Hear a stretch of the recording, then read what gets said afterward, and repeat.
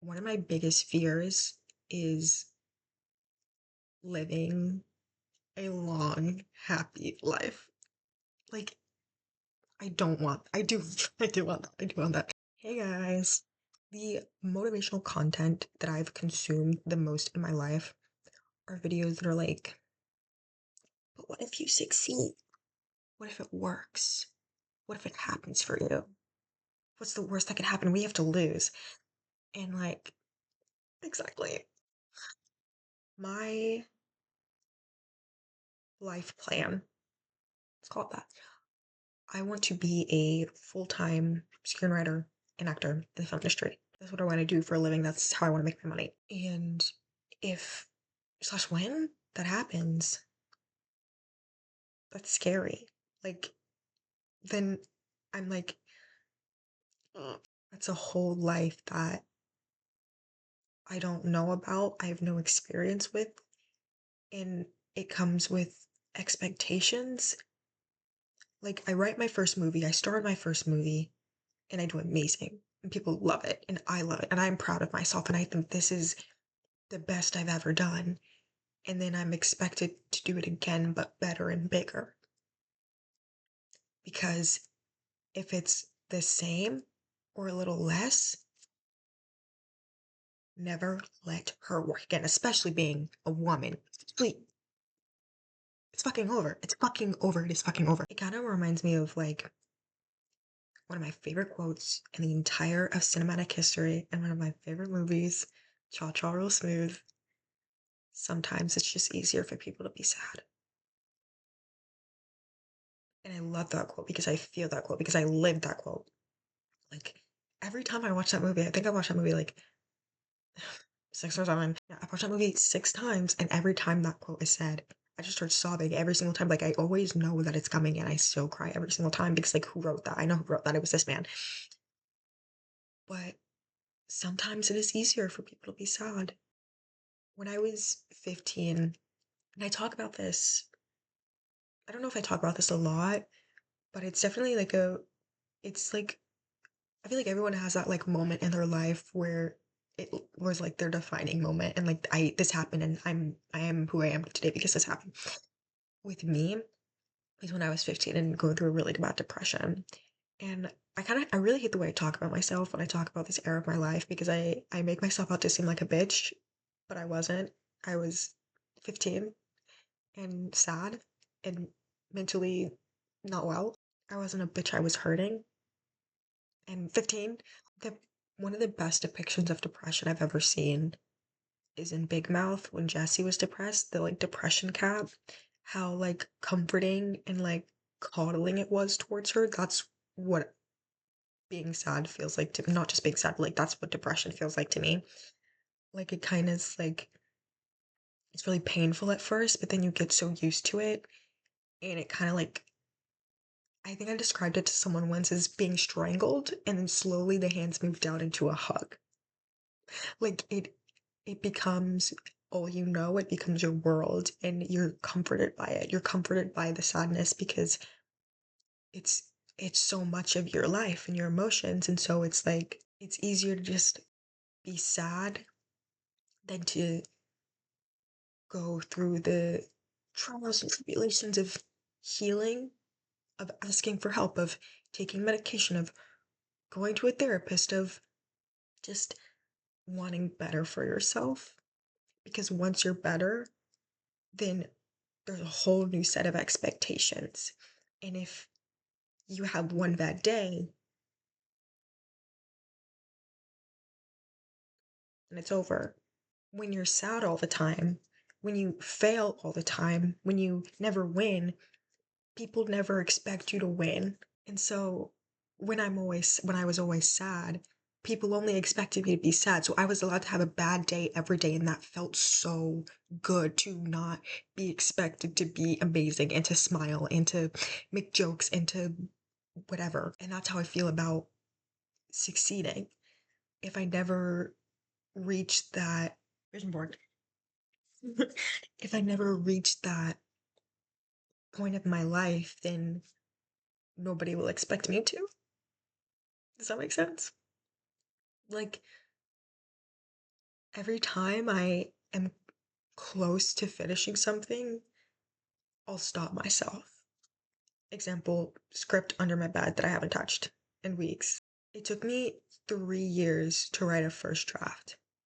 And not because I was, it was like a mix of writer's block, lack of inspiration, needing to step away from it, but heavily because I was putting so much pressure on myself to make it perfect the first time. I'm the kid that if you told me we're gonna write a rough draft and then a second draft and then a final draft, no, I'm gonna write one and it's gonna be perfect.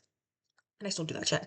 And that's how I wanted that's why I want my scripts to be because I am such perfectionist, performance, perfectionism, anxiety, right? I wanted that first draft to be the final.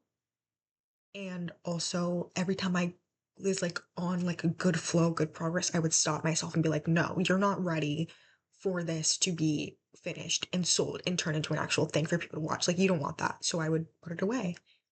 And I do that with I'm wearing pants, I promise.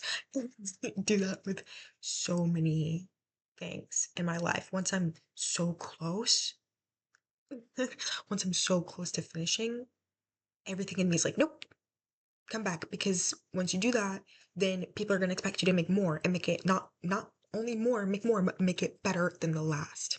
This is going to sound weird, like really weird. One of my biggest fears is living a long, happy life. Like I do, I do want that. I do want that. But like the thought of being, I don't know, like 100, I guess, happy, healthy, house full of cats, couple dogs, couple kids. Like that's my shit right there. Like I love that. I want that. I need that. But then I'll have things to leave behind. And if I don't do anything I want to do in life, it's like when you have nothing to lose type shit. Ooh, Titanic, Jack Dawson, right? But if I died right now, like I would have regrets of like things that I didn't accomplish, like projects I didn't finish, like relationships I never had because I was too scared to reach out to people, like friendships that ended, like whatever. I would be so sad. Or maybe I wouldn't because I'd be dead, but whatever. I don't know what happens ever when you die. That's also scary, but the thought of having things I cherish, not that I don't have things I cherish now that I'd be sad to leave behind, but like the thought of having everything I ever wanted and then having to die and leave that all behind really sucks. All I know is not having what I want. Does that make sense? And once I have it, it's a mix of like, what if it's not enough? And like, what are people going to expect of me now? And what if it's not enough? That comes from, like not putting my, not basing my happiness and enjoyment of life on things I have or the people in my life, or that could be a reason, the people in my life, but like finding my source of happiness within myself and not,